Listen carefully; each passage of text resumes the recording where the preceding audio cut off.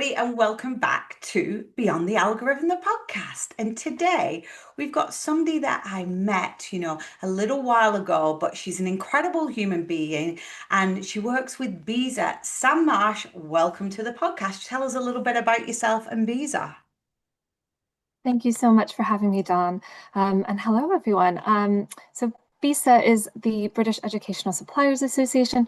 We are the trade association that represents the entire educational industry in the UK. And that's everyone from curriculum and assessment providers to physical good to distributors. So we like to always visualize it as if you take a school and you turn it upside down and shake it, everything that comes out, CPD, MIS, that's all of the organizations that we represent. So that's just over 400 organizations.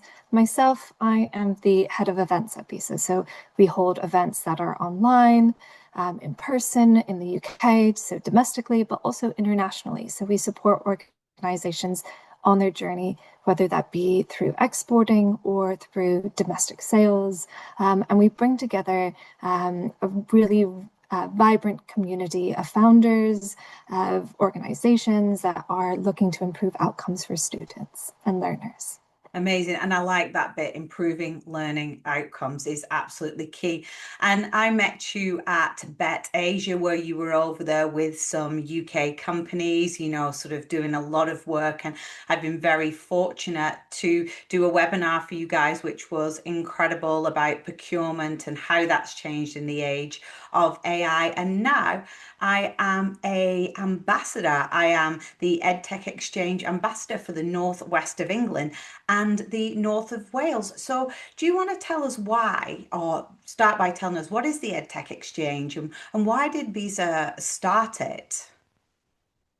Absolutely. So the EdTech Exchange community has been going on for a number of years, but we're very conscious of how kind of a post-COVID world has evolved, how businesses are run, how founders are connecting, and the pressures that are on the education sector. So really, this year is a reinvigoration of what the EdTech community is. So it's a community of founders who are looking to connect with like-minded individuals to support them in their business journey. So part of that element is our regional ambassador program, which, as you mentioned, John, you're part of that community. But we also have representation from the Southwest, Southeast, Central, Midlands, and Northeast. So really, we're wanting to identify where EdTech founders are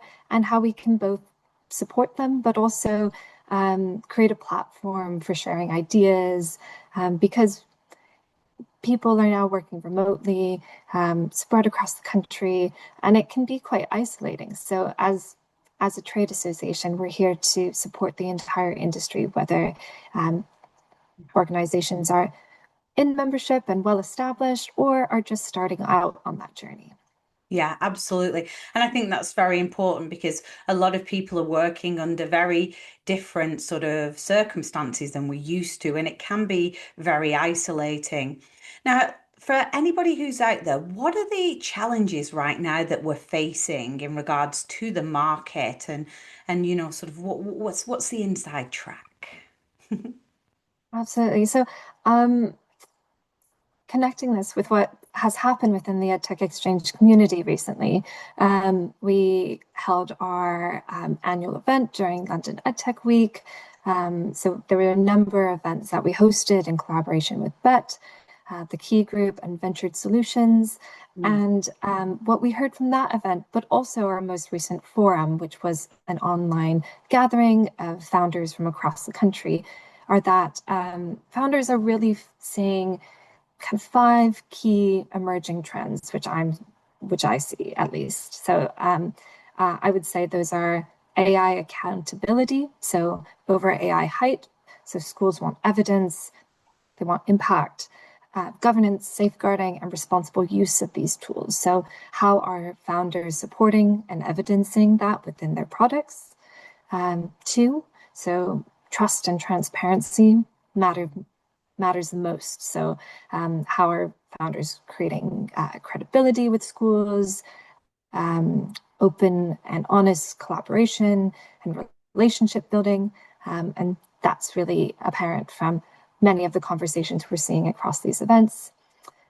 Three, so solving real educational problems. So not just thinking that there are problems out there, but working in collaboration with schools to identify what their needs are, rather than coming in and making assumptions about local context when it's very nuanced.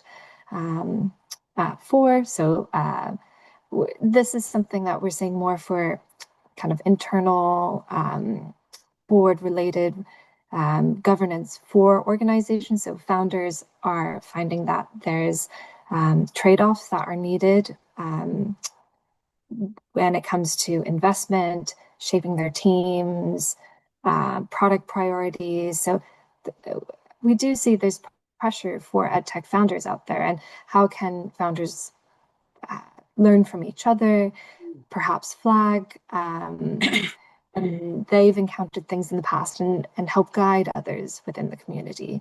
And then finally, the fifth point was that, and it's what we know already from the research, from what suppliers are already experiencing, but schools are under pressure. So that's tight budgets, low capacity in some places, and a lot of procurement scrutiny. So adoption can be slower, but it just brings in the point that evidence-led and evidence-based research for your products is even more important. Yeah. So those, I would think, would be the top five. I could go on.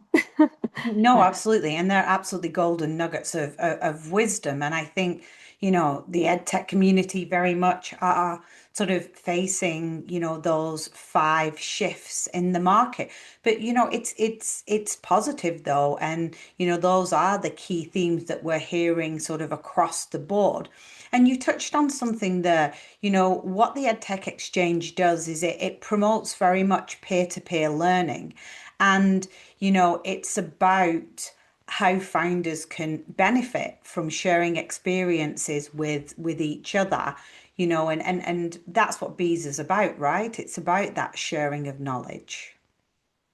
Absolutely. It's uplifting the entire industry. So, and that means not just for suppliers, but for the schools and the learners within them. So, that's really what one of the main reasons why we're doing this is to create a free to join community where there is peer-to-peer learning, and to create less isolation out there. So, Yeah, absolutely. Now, the ambassador program is, sort of allowing us the opportunity to bring together, experienced sector leaders and to support new founders or those founders who are wanting to make shifts. Can you tell us a little bit more about what goes on in the EdTech Exchange and what's happening across the year? absolutely. So, we're conscious that founders are busy, SLTs within ed tech organizations are busy. So, we've constructed the EdTech Exchange program to be really flexible and adaptable. So, you can pop in and out where you can. We have, at its core, a twice yearly online forum. Mm, So, a summer and a winter one. And those are peer discussions with regional breakout rooms led by the regional ambassadors, but also with key insights happening from the industry. yes. So our partner for the series is Ventured Solutions, which is an organization that works very closely with lots of tech founders and companies, and they have real insights into the pressures they're seeing for smaller organizations, but also mid to large size ones. So that twice yearly online forum happens in July and February. We also are going to be releasing our twice annual online publication, which Yeah. if you're on LinkedIn, which I hope everyone is, you can join the LinkedIn group and also subscribe to our, it's a newsletter, but essentially it's a publication with insights from our regional ambassadors on the Mm, pressures they're seeing, the opportunities they're seeing, but also perhaps things that they're not hearing enough about within the dialogue of EdTech founders. So it's a really great publication and probably takes 20 to 30 minutes read. So definitely subscribe and make sure that you're making use of those resources. And then we have our practical online workshop, which Dawn will be leading in October. So that's outcome-based activities for EdTech founders. mm, So really, as we've touched on, evidencing, but also understanding the pressures that schools are facing to better communicate and reach those needs that we're seeing within schools. And then finally, we will be holding from October to December our EdTech Founder Supper Clubs. So intimate dinners where founders can discuss challenges. And those are London-based, but we are exploring online supper clubs as well. So there might be opportunities to join remotely as well. But all of these programs are either free or low cost. We really want to make them accessible for the community. So it's about creating connection and not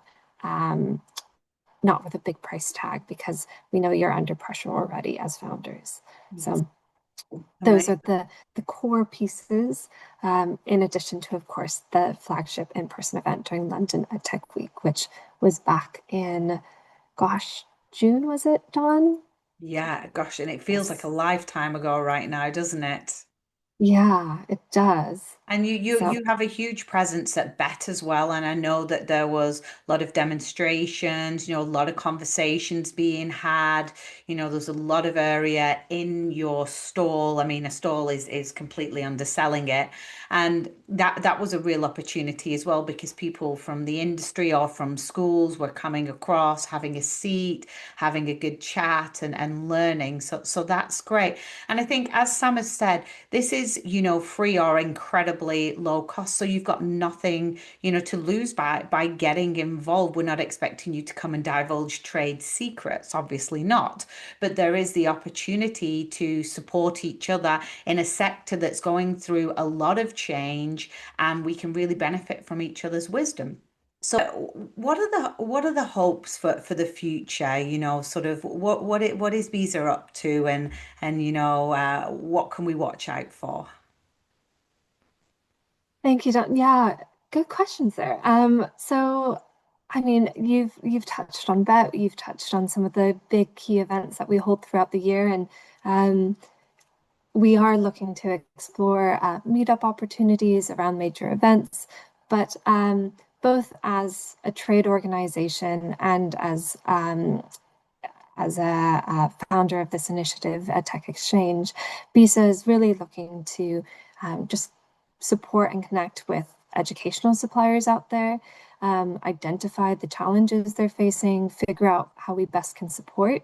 So some of the history behind BESA is that we work quite closely with governments of both the DFE and the DBT, so both for trade and for education in the UK.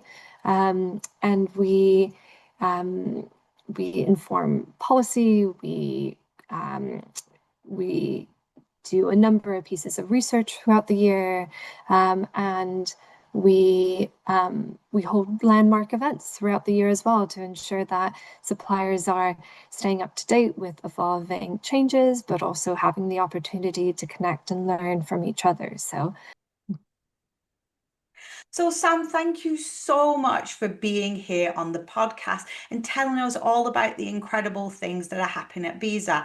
We'll put all of the LinkedIn, all of the website links, everything below, and then you can engage and hear more about the industry and the amazing inside track that Visa has. So, Sam, it's time to say goodbye to everybody. Should we say goodbye to our audience? yeah, Amazing. and a big thank you to you as well, Dawn, for all the work that you do as an ambassador and supporting the community out there. So it's been a pleasure being on the podcast today. Oh, Thank you. definitely. And we hope to see you again this time next year and learn how about you're taking it to the next level. So that's great. So bye, everybody. Thank you so much for joining us.